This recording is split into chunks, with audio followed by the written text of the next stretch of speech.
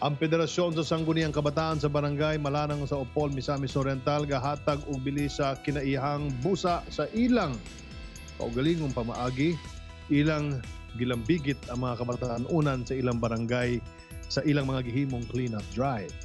Aron maambit pa ang pipila pa nila nga nahimo ug pagahimuon pa ang aktibidad sa Malanang Opol, makauban nato karong hapon si SK Federation Chairman Val Dexter Salomon. Maayong hapon kanimo, Val Dexter. Maayong hapon, Sekretary.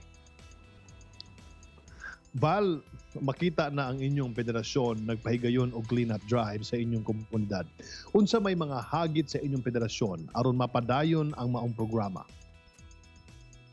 Actually, Sek, sa among clean-up drive, na may mga pagsulay pinagi sa mga pagkayusa sa mga batanon, no? Kinahanglan gid nga i-maintain namo ang pagkayusa sa batanon. Mao siguro na pinakadako namo nga hagit nga pagabuhaton namo ipadayon unsaon pag-maintain sa amo ang relasyon sa isig kabatanon aron mapadayon ang mga programa.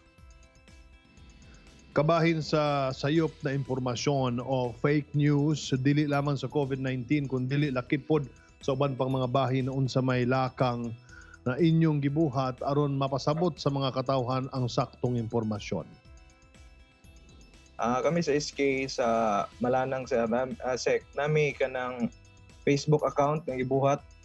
Dito na mo gina-share kadtong mga relevant nga information sa gikan sa mga nagkaedeng ahensya para sa DOH o dito po mapakita namo nga sakto ang mga impormasyon nga mong mahatag amo pong gina-share mismo sa among kaugalingon nga account aron mapaabot kani diretso sa mga katawhan sa barangay.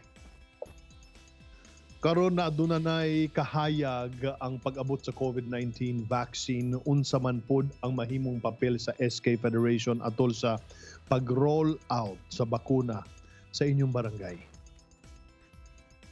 Sakto kayo Sek no kay adtong niaging session namo sa SK among naisgutan didto nga kinahanglan mo lambigit kami sa pahibalo sa sakto nga impormasyon nga karon man gud ni kuyana pod ang mga negatibo ug mga di mao nga istorya sa daplin.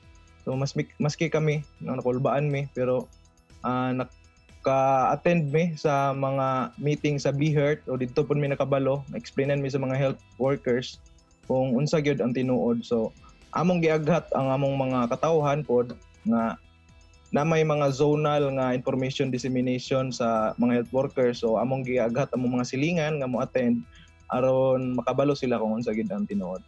Karong tuig 2021, aduna na ba mo'y nakalatag na mga programa para sa kabatanunan sa inyong komunidad?